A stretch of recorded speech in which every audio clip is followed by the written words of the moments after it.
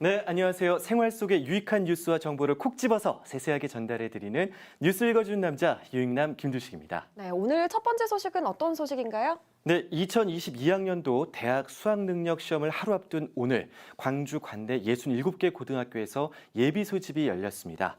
이 예비 소집은 코로나에 대비해서 교실에 들어가지 않고 학교 운동장 또는 강당에서 이루어졌는데요.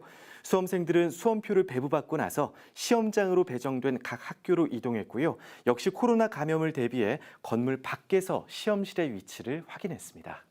평상시에는 이제 본인들 자리 위치까지 좀 확인하고 나오는 편인데 네. 코로나19 때문에 그것은 하지 않았군요. 하지만 얼마나 떨릴까라는 생각이 좀 듭니다. 맞아요. 이번에는 또 이제 코로나 때문에 51명이 따로 시험을 본다고요? 그렇습니다. 오늘 오전 기준으로요. 광주 수험생 중에 코로나 확진자는 3명, 자가격리자는 40명이고요. 전남 지역은 확진자가 1명, 자가격리자가 7명입니다. 확진자들은 빛고을 전남대병원, 순천의료원, 목포의료원에서 시험을 치르고요. 자가격리자들은 별도의 학교들에서 시험을 치르게 됩니다. 또 수능 당일 아침에 발열이나 기침 등 코로나 증상을 보이는 수험생의 경우 일반 시험장에 마련된 별도의 시험실에서 시험을 치를 수 있도록 했는데요. 방역당국은 오늘은 전국 선별진료소를 밤 10시까지 운영하고 수험생인 것을 밝히면 우선 검사를 받을 수 있다고 밝혔고요.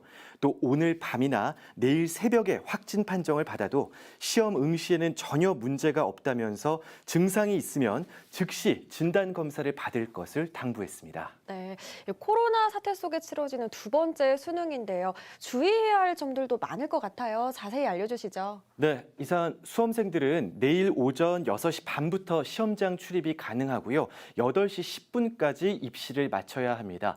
그런데 그 이전에 모든 수험생들이 이 체온을 측정해야 하니까요. 무엇보다 아침에 시간을 넉넉하게 잡고 시험장으로 떠나는 것이 좋겠습니다. 시험을 볼 때는 마스크를 반드시 착용해야 하고요. 지난해와 다른 점은 올해는 점심시간에만 칸막이를 설치한다는 겁니다. 수험생들이 직접 이 종이로 된 칸막이를 책상에 설치한 뒤 개인 도시락으로 식사를 하고 칸막이를 접어서 반납을 해야 합니다. 수험생분들 오늘과 내일은 특히 건강관리, 위생관리 잘 하셔서 내일 시험 안전하게 또 무사히 잘 치르시길 응원합니다. 네, 코로나 시험 세대들이군요. 네. 예, 하지만 노력한 만큼 잘 보시리라고 믿습니다. 네, 자, 화이팅! 화이팅. 자, 두 번째 뉴스는요?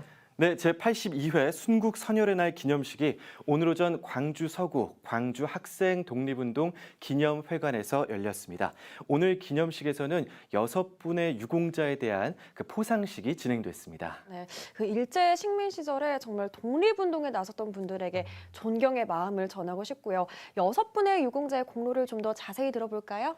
네, 먼저 3.1운동 유공자인 고 박차용 선생은 1919년 4월 경남 밀양군에서 일어난 독립만세 운동에 참여해서 그 시위대 선두에서 나팔을 부는 등 독립운동을 하다가 징역 6개월의 옥고를 치렀고요. 고 성낙표, 고 양서감 선생 등 2명은 1925년 12월 무안군 자은면에서 소장료 착취 반대 시위를 조사하러 온 일본 경찰을 저지하다가 체포돼 벌금형을 선고받았습니다. 고 최명렬, 고 최춘열, 고 문윤식 선생 등 3명은 1932년 6월 영암군 덕진면에서 청년회원 70여 명과 함께 소작쟁이 만세, 노동가 등을 부르며 시위 행진을 하다가 체포돼 역시 벌금형을 선고받았습니다. 네. 우리나라도 지금 현재는 많은 어려움과 위기가 있잖아요. 네. 그럴 때일수록 우리 순국 선열의 그런 정신, 먼저 나서서 함께 하겠다는 그런 정신이 좀 있었으면 하는 바람입니다.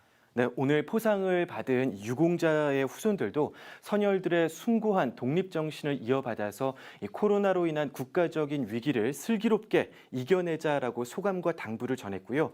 광주지방보훈청 관계자도 앞으로도 독립유공자와 그 후손들에 대한 예우에 최선을 다하겠다고 입장을 전했습니다. 네, 오늘 마지막 뉴스 전해주시죠. 네, 광주에 무료로 그릇을 빌려주는 곳이 있어서 화제를 모으고 있습니다. 이른바 빌려가랑께인데요. 사단법인 시민생활환경회의가 일회용품 사용을 줄이기 위해서 운영하는 프로그램입니다. 타랑깨에 이어서 이제 네. 빌려가랑깨.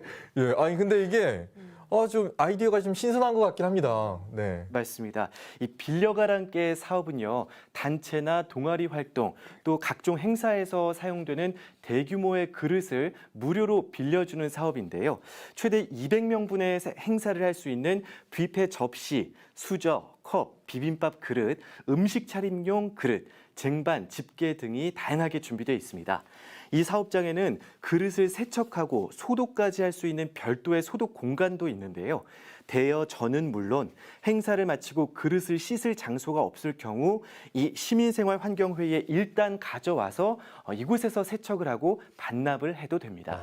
네, 사실 이 개인이 일회용품 사용을 자제하는 건 조금 쉬울 수 있지만 네. 이런 대규모 행사에서는 사실 어려울 수 있거든요. 그런데 이렇게 대여해주는 사업이 있으니까 너무 좋네요. 그렇습니다. 더욱이 최근 위드 코로나가 시작되면서 광주 곳곳에서 대규모 행사들이 진행이 되고 있는데요. 시민생활환경회의 관계자는 탄소 중립 시대를 맞아 일회용품 사용 대신 이 무료 그릇 대여소, 빌려가랑께를 많이들 이용해달라고 당부했습니다. 대여 방법은 화면 아래 자막으로 보이시는 이곳 전화번호로 전화 문의해 보시면 되겠습니다. 네. 뭐 이제 야외에서 행사를 좀 크게 할 수도 있거든요. 네. 그럴 때 보통 보면 그냥 일회용품 그냥 컵으로 그냥 싹 해버리는데 맞아요. 그럴 때 이 빌려가랑께를 좀 이용하시면 좋을 것 같습니다. 꼭 기억하시기 네. 바라겠고요. 유익남 소식 여기까지 듣겠습니다. 고맙습니다. 고맙습니다.